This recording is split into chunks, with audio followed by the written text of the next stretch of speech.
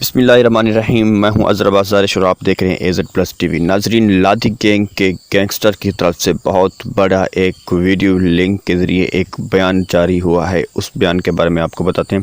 ناظرین، آپ جانتے ہیں کہ ڈیرہ غازی خان میں لادی گینگ کے خلاف پاک فورسز کا آپریشن جاری ہے، جس کے نتیجے میں ان کے ٹھکانوں، ان کے گھروں کو نظر آتش کیا جا رہا ہے، اور ان کے علاوہ نظر آتش کرنے کے علاوہ ان کے گھروں کو مسمار کرنے کے علاوہ، ان کے بیٹھکوں کو تباہ کرنے کے علاوہ ابھی تک پاک فورسز کو کسی بھی قسم کی کوئی کامیابی، کوئی خاطر خواہ نہیں ملی۔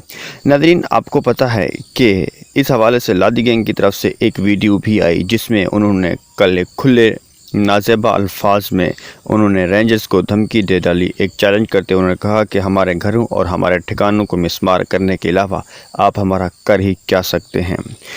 آپ جانتے ہیں ناظرین، آج جو لادی گینگ کے سربراہ کمانڈر خدابخش چترانی کی طرف سے ایک دل دہلا دینے والی، ایک پریشان کن ویڈیو، سیکورٹی فورسز کے اوپر ایک حملے والی ویڈیو آئی ہے، جس میں ان کے سربراہ کمانڈر خدابخش چترانی نے ایک ویڈیو جاری کر دی، جس میں انہوں نے کہا اپنے ساتھیوں کے ساتھ وہ پہاڑوں میں گشت کر رہے ہیں، اور ان کے ساتھی ناظرین سب نے ان کو دیکھا۔